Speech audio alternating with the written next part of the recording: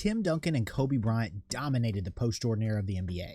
The Hall of Famers won 5 titles each, a decade worth of championships for 2 of the greatest players of all time. But who was the player of the generation? Let's talk about it. Kobe versus Duncan is a debate that has been raging for years. Duncan seemed to pull ahead in the later stages of his career when he picked up title number 5 in 2014. The Spurs continued winning in the twilight of his career, whereas Kobe and the Lakers struggled at the tail end of his. Recency bias is a thing after all. However, the pendulum swung the other way with the tragic passing of Kobe in 2020. Celebrities and athletes frequently get a boost in popularity after they pass, and Kobe was no exception. Some even began to proclaim him as the best or second best player of all time. While I think best or second best is a stretch, his career was definitely comparable to Duncan's. Let's dig deeper and see who really had the better career. In terms of awards, the players are fairly even. Both have 5 titles. Duncan has 3 Finals MVPs, 2 regular season MVPs, and a Rookie of the Year award. Kobe has 2 Finals MVPs, a regular season MVP, and 2 scoring titles. Kobe played 20 seasons, netting 15 All-NBA selections and 12 All-Defensive selections. Duncan played 1 less season at 19, but he also attained 15 All-NBA selections as well as 15 All-Defensive selections. Kobe was clearly the better scorer, averaging 25 points per game compared to Duncan's 19. Duncan was the better rebounder and shot blocker with 11 and 2 respectively. Kobe beat out Duncan on assists per game with 5 compared to 3. It's hard to separate the players on stats alone, especially considering they play vastly different positions. Let's take a look at team success and see where they stack up. As I said earlier, both players won 5 titles. In his career, Kobe only missed the playoffs 4 times. 2 of those occurred later in his career. He's one of the few players in history to have won 3 consecutive championships. He has quite an impressive winning history. But Duncan was no slouch either, as his teams also won 5 titles. Impressively, the Spurs never missed the playoffs on Duncan's watch. Even more impressively, they won at least 50 games every year of his career. The Spurs set a league record for consecutive 50-win seasons during Duncan's run. He won at a historic pace. However, this is where the separation starts to come in my opinion.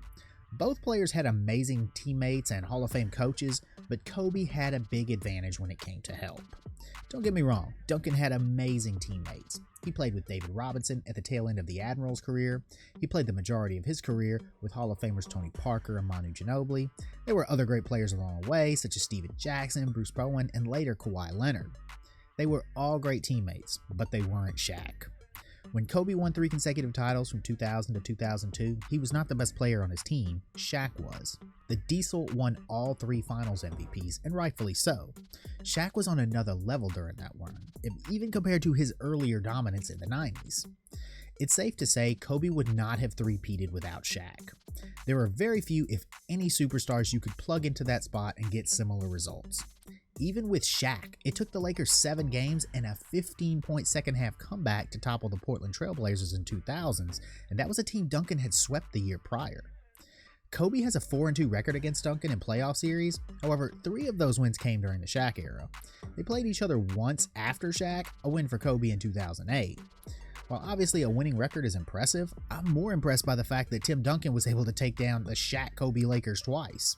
One of those victories came before Phil Jackson arrived, but that Laker team was already had a lot of hype, even going back to the prior season, and the Spurs swept them, closing down the Great Western Forum. At the end of his career, Duncan took less money to keep the Spurs competitive.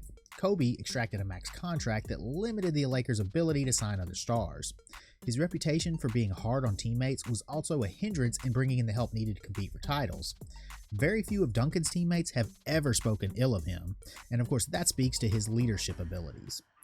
Now these are minor grievances, but in a competition this close, every little bit matters. To me, the big separation between the two mostly comes down to their positions. During this time, the NBA was still dominated by big men. Shaq and Duncan traded titles in the early 2000s. Kobe closed out the decade with a title, but that didn't come until he got Pau Gasol and Andrew Bynum. You simply couldn't win back then without a great big, and it's easy to see why. Low post players generally score more efficiently and they anchor the defense. And defense is where Duncan often gets overlooked. He did make a ton of all-defensive teams, but he never won DPOY, which in retrospect is kind of criminal. Tim Duncan played all-time great defense, but not just on an individual level. He was a great team defender as well. His ability to shut down the paint and redirect shots was a huge reason the Spurs were successful during his career. Kobe Bryant was a lockdown defender in his own right, but guards simply don't have the capability of changing a game on the defensive side of the ball in the same way that a low post player can, at least not in that era. Another way to look at it is this. If you were drafting a team from scratch, and these are the two best players left on the board, which one would you rather build around? Ultimately, I feel more confident in building a winning team around Tim Duncan than I do Kobe Bryant. No player wins by themselves, but I feel there's more flexibility with Duncan in the middle. Kobe was without question the bigger star, one of the biggest ever. If you want to sell tickets and make headlines, you pick Kobe. But if you want to be guaranteed to win a lot of basketball games, I think Duncan is the safe bet. Well, that about wraps things up, but I want to know what you think. Who was the better player? Who had the better career? Let me know down in the comments. But before you do, don't forget to hit that like button. And if you're enjoying the content, please subscribe. I'll see you guys in the next video.